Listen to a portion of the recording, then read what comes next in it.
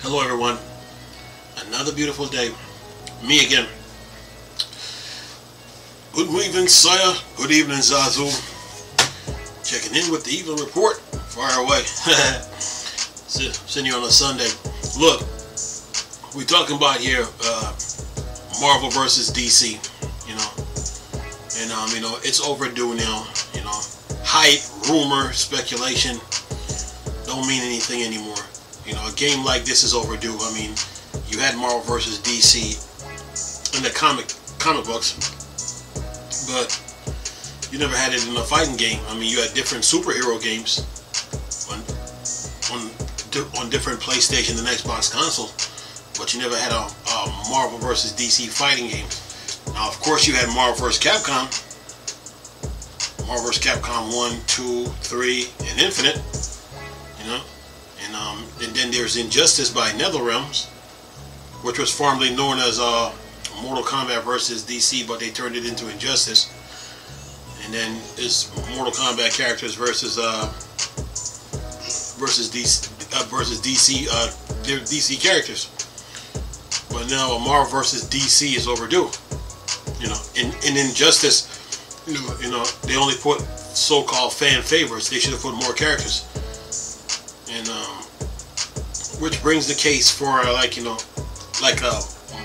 Injustice 3 Marvel versus DC. A game like that is overdue now. Can't talk about it no more. Can't dream about it. Can't fantasize about it. Can't wish about it. Can't think about it. It needs to happen now. It's been overdue. Whether it's a contract-ish situation or a licensing situation remains to be seen. And we haven't heard anything from NetherRealms except for when they released the DLCs, and we don't know what kind of game they're working on for the Xbox Series X, PS5. Anyway, listen to this. The case for NetherRealms to make a Marvel vs. DC fighting game. Crossover media is among the most popular for fans, and NetherRealm may look to capitalize if they work on a Marvel property. Rumors about Mortal Kombat developer NetherRealm working on a Marvel property have been reignited recently. The idea has been floating around for a couple of years after Ed Boon was once asked about a possible relationship with Marvel and gave a particularly cagey response. If those rumors are true, fans might be in store for more than just Injustice with Marvel characters. NetherRealm has pulled off some impressive and previous seemingly impossible crossovers, so the studio might be going for broke with the access to Marvel licensing. That's huge. Up top, any speculation about a possible Marvel vs. DC game is just that, speculations. But with the recent resurgence of rumors about the Mortal Kombat team working on a Marvel property, many fans are wondering about what form that game could take. While it's possible, more likely that if it is indeed working on a Marvel game, it will stay strictly Marvel affair, albeit with some MK crossover, a la Injustice. And while the prospect of seeing Scorpion do battle with Marvel Resident Revenant Ghost Rider is certainly appealing, NetherRealm is known for its ambition with no limits. What could it be? And then it says here, when most fighting games fans think of Marvel crossover, first thought is Marvel vs. Capcom.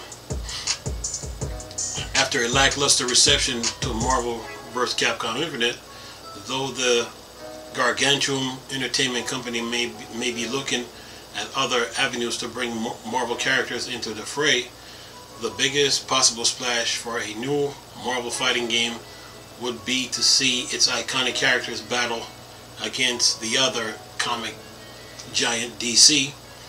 The licensing issue that may arise from NetherRealm Games being a part of Warner Brothers, also owning DC rights, the crossover would likely garner huge attention.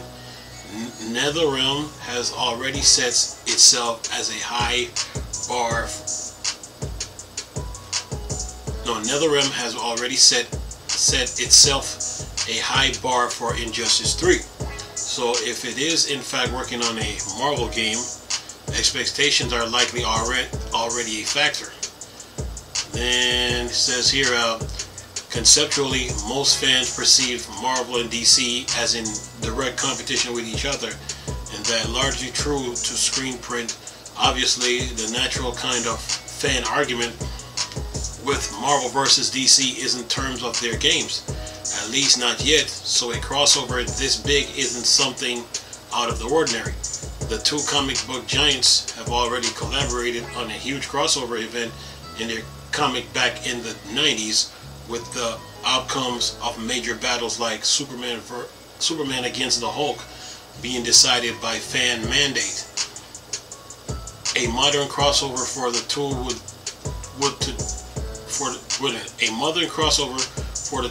do a lot to generate the one thing that could easily propel the two to work together again: money.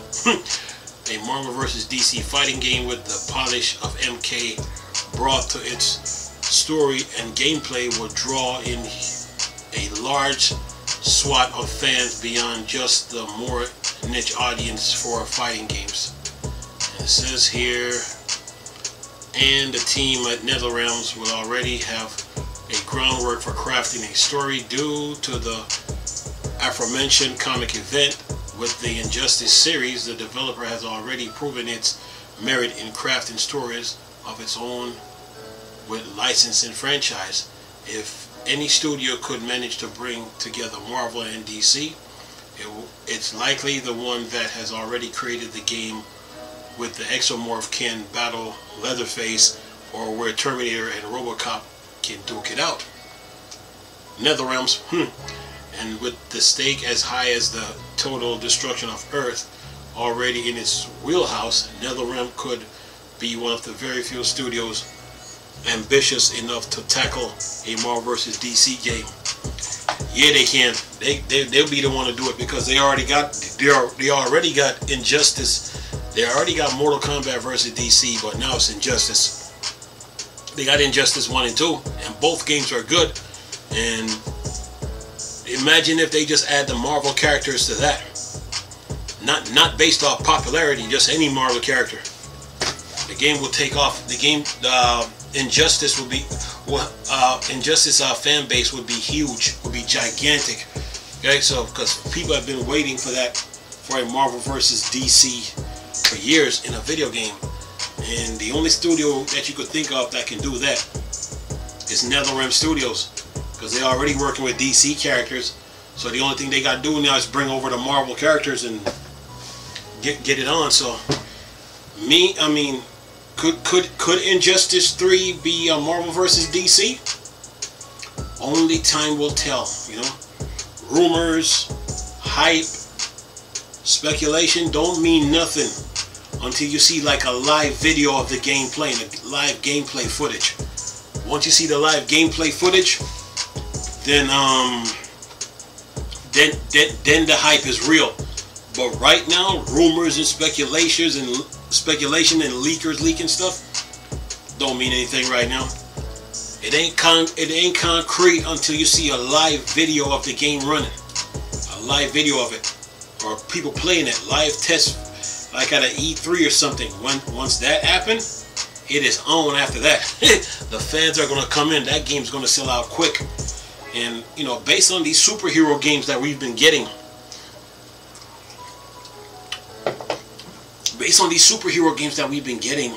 and the way WB Games,